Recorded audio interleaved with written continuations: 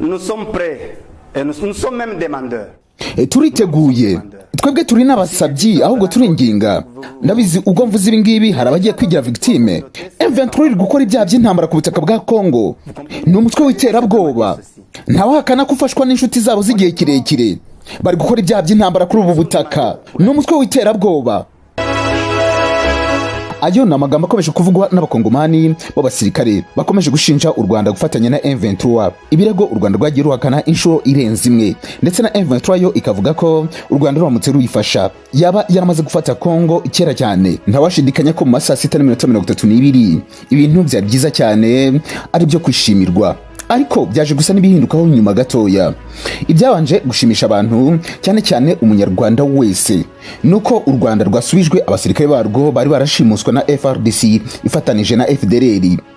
Twabimenye ari uko igisirikare cy'u Rwanda RDF gitangaje ko abasirikare bacyo babiri bari barashimuswe n'ingabo za RDC zifatanije n'umutwe wa FDLR bagaruwe mu gihugu nyuma y'ibiganiro byagizwemo uruhare na Angola nk'igihugu cyari umuhuza. Itangazo ryashyizwe ahagaragara na RDF ku manwa yo kuri wa gatandatu rigira riti: nyuma y'ishimutwa ry'abasirikare babiri b'u Rwanda bafashwe bari ku burinzi ku mupaka w'u Rwanda na RDC kwa 23 Gicurasi 2022 n'uruhare rwa diplomasi binyuze ku bakuru b'ibihugu ba Angola, RDC n'u Rwanda, RDF yishimiye gutangaza ko abo basirikare babiri bagarutse amahoro mu Rwanda. Iryo tangazo ryakomezaga rivuga ko RDF yashimye imbaraga zashyizwe mu biganiro byaganishije kwirekurwa by'aba basirikare. Abo basirikare ni Kopelo Nkundabagenzi Elize na Private Ntwari Gad.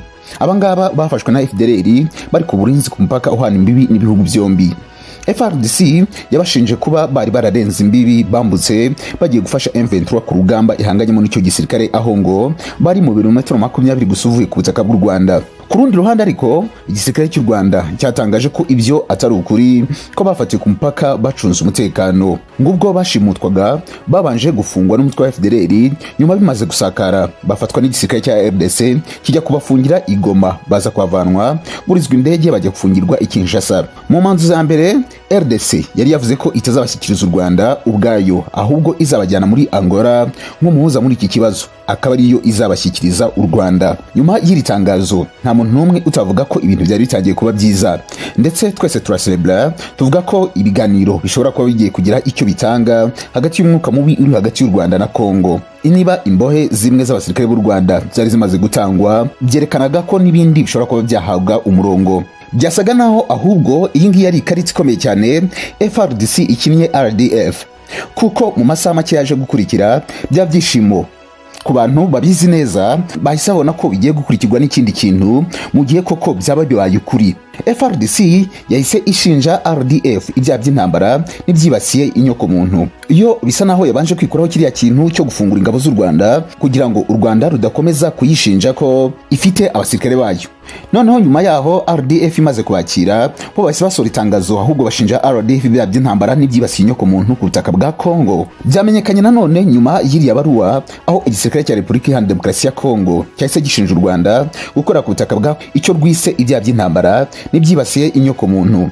Ni nyuma y'ibisasu kivuga ko bibarirwa mu 10 ingabo z'u Rwanda zarashe mu duce twa Biruna na Kabaya no muri groupoma ya Gisigari muri teritwari ya Rutsuru. Ni ibisasu umuvugizi wa guverineri w'intara Kivu y'Amajyaruguru ku rwego rw'igisirikare General de Brigade Sylvain Ekenge yasobanuye ko byarashwe mu ntera y'ibirometero 22 kuva saa 10:15 muri Kabaya, byica abana babiri barimo uw'imyaka 7 n'uw'imyaka 6. Yavuze ko ibi bigize ibyaha by'intambara n'ibyibasiye inyoko muntu.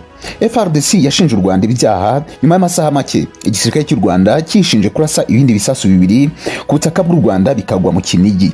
Ekenge yavuze ko ibyatangajwe na RDF ari ibinyoma bigamije kurangaza umuryango mpuzamahanga. Hagati aho ngaho ariko umutwe wa M23 uyu nguyu uhanganye na FRDC wo wasutangaza ko igisirikare cya Kongo aricyo cyarashe ibisasu byishe bari abana ubwo cyageragezaga kurasa abarwanyi babo. M23 yunzemo ko bimwe muri biriya bisasu bya FRDC aribyo byarenze imbibi bikagwa ku butaka bw'u Rwanda. Hari habayeho indi version cyangwa se undi murongo w'ibyaha FARDC ni RDF yarashe ibisasu byica abana kandi kira n'icyaha gikomeye. M23 oya ni FARDC yabirashe. Byari bigiye kuba nk'ibyabaye muri 2012. Ntabwo ari ubwa mbere FARDC yaba ishinje RDF ibyaha by'intambara. Ku itariki ya 12 z'ukwezi kwa 9 muri 2012 ibinyamakuru byinshi byanditse inkuru yavugaga ko umutwe M23 uhanganye n'ingabo za RDC mu burasirazuba bwa Kongo ngo aregwaga ibikorwa bitandukanye bibangamira ikiremwa muntu nk'uko bivugwa mu cyegeranyo cya Human Rights Watch. Icyo cyegeranyo cya Human Rights Watch cyavuye mu iperereza ryakozwe ku banyekongo n'abanyarwanda ngo bagiraga kuri 200, muri bo ngo harimo abahoze mu nyeshyamba za M23 n'abavuga ko bahohotewe. Icyo gihe muri abo 200 ngo harimo abahoze mu nyeshyamba za M23 n'abavuga ko bahohotewe. Icyo gihe imyanzuro y'iperereza yemezaga ko ngo abantu 33 bari binjiye vuba mu gisirikare cya M23 bagerageje gutoroka ngo barafashwe baricwa. Ngo uwo muryango uharanira uburenganzira bw'ikiremwa muntu wavugaga ko kandi M23 yashyize abantu mu gisirikare cyayo ku ngufu, ngo yagize uruhare mu bikorwa byo gufata abagore ku ngufu, kwica abatavuga rumwe nayo n'ibindi byaha byibasira inyoko muntu. Iki cyegeranyo kandi cyashyize mu majwi igihugu cy'u Rwanda ku nkunga byavugaga ko rwahaga M23. Ida Sawyer yari umushakashatsi wa Human Rights Watch avugana na Radio Okapi yo muri Kongo icyo gihe yaragize ati inyeshyamba za M23 zagize uruhare runini mu byaha by'intambara byakozwe ku rwego rwo hejuru ku kagambane na bamwe mu bayobozi b'igihugu cy'u Rwanda bakomeje guha inkunga gisirikare inyeshyamba za M23. Icyegeranyo cyakozwe n'impuguke z'umuryango w'abibumbye cyashinjaga u Rwanda gufasha inyeshyamba za M23. Leta y'u Rwanda yaracyamaganye ndetse irega na bamwe mu mpuguke kubogama, uretse ko bitabujije ibihugu bimwe na bimwe bitera inkunga u Rwanda kuba biretse guha Leta y'u Rwanda iyo nkunga. Iki cyegeranyo cya Human Rights Watch kikimara gushyirwa ahagaragara, umuvugizi w'inyeshyamba za M23 icyo gihe yari Lieutenant Colonel Jean Kazarama yacyamaganye avuga ko ibirimo ari ibintu by'ibihimbano bitigeze bibaho mu ntambara yabo. Naho ku ruhande rwa Leta y'u Rwanda nayo yavugwaga muri icyo cyegeranyo, Madame Louise Mushikiwabo icyo gihe yari Minisitiri w'Ububanyi n'Amahanga w'u Rwanda yavuze ko icyo cyegeranyo nta mwanya wo kugitaho bafite, ngo Leta y'u Rwanda yahangayikishijwe n'icyateza abaturage bayo imbere, ngo naho ibyegeranyo nka biriya bizahoraho. Kiriya cyegeranyo cyari gisohotse mu gihe inyeshyamba za M23 zari zatangaje ko zifuza kugirana imishyikirano na Leta ya Kongo, zikaba zivuga ko ngo zifuzaga ko Perezida Yoweri Museveni wa Uganda yaba umuhuza icyo gihe. Kugira ahangaha neza ushobora kuba utarumva neza ubundi ibyaha by'intambara ni biki cyangwa se bihanwa bite. Ese kuki n'abayobozi bakomakomeye bashobora kuba batinya ibi byitwa ibyaha by'intambara? Ubundi muri rusange ibyaha by'intambara birimo kurenga ku mategeko mpuzamahanga yerekeranye n'intambara y'i Geneve.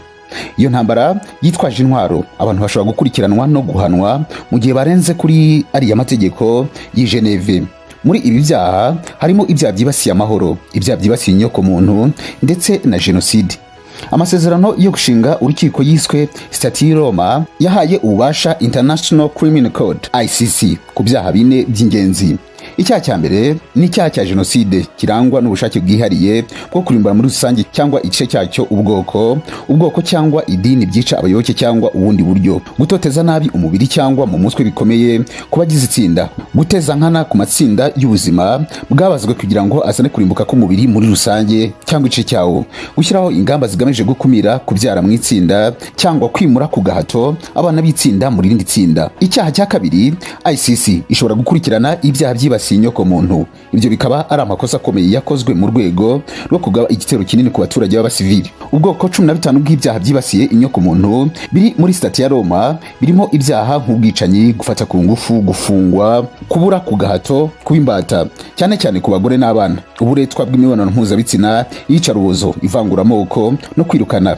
Icyaha cya gatatu gikomeye n'ibyaha by'intambara binyuranyije n'amasezerano y'i Geneve mu rwego rw'amakimbirane yitwaje intwaro, kandi harimo nko gukoresha abana bato, kwica cyangwa kwica uruboza abantu nk'abasivile cyangwa imfungwa z'intambara, kuyobora nkana ibitero byibasiye ibitaro, inzibutso z'amateka cyangwa inyubako zeguriwe amadini, uburezi, ubuhanzi, siyanse cyangwa intego z'ubuntu.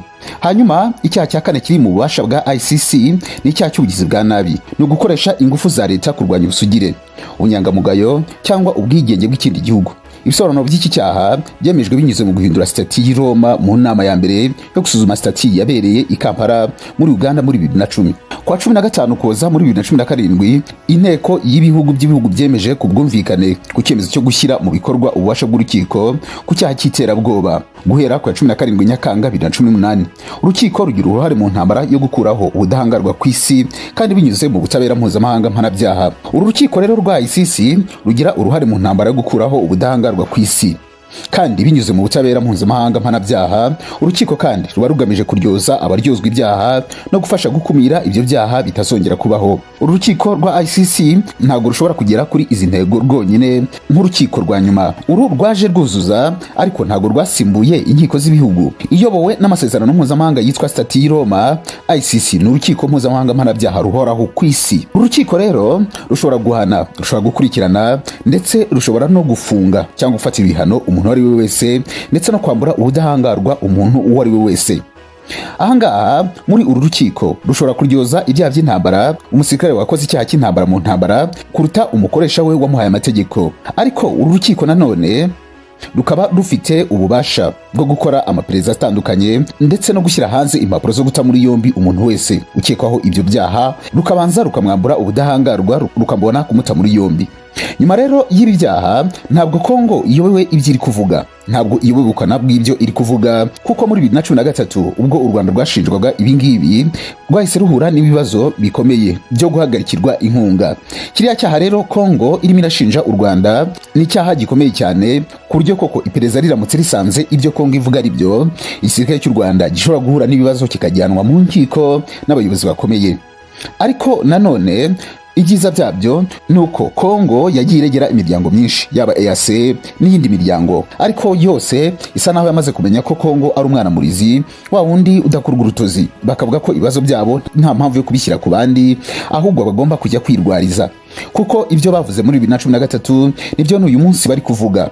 Bigasa naho ngibi biri kuba kugira ngo Kisekedi irazavuga ko ibyo yasezeranije abantu byo kugarura umutekano mu burasirazuba bwa Kongo byanze kubera igihugu cy'u Rwanda. Ariko uyu no muvuno ukomeye bari baciriye u Rwanda nuko ari ibinyoma, ariko ubundi no muvuno bari baciye ukaze cyane. Icyaha cy'intambara ndetse no kuvuga ngo M23 n'umutwe w'iterabwoba. Iyo uru rukiko nanone rukurikiranye rugasanga n'umutwe w'iterabwoba, nawo ba nyirawo bahura n'ibibazo, bahita bashinjwa ibyaha by'intambara, ndetse kuko mu ntambara hari abahunze, hari abapfuye, ibyo byose bijya kuri wa mutwe w'iterabwoba, bagahita bajyana ihaye bagakanirwa urubakwiye. Mu bihano bakatirwa babiremereye cyane, harimo igifungo n'ibindi byinshi bitandukanye. Kongo rero yaribaze umuvuno ukomeye cyane kuri leta y'u Rwanda, ariko ibingibi bishobora gufata ubusa nkuko n'ubundi byafashe ubusa muri 2013. Birasa naho Kongo iri kugenda ihimba utuntu duto na duto kugira ngo ikomeze ishyirishe mu Rwanda, ariko abahanga bakaba bavumbiye ko ibingibi ari ibinyoma biri kugenda bicurwa n'abacurabwenge bari impande ya Kisekedi kugira ngo Kongo ikomeze yirize, ari nako nabo ibyo u Rwanda rubashinja byo gutera ibisasu ku butaka bw'u Rwanda bagenda basa n'ababiburizamo, ahubwo bagashaka amakosa yose kuyashyira ku gihugu cy'u Rwanda.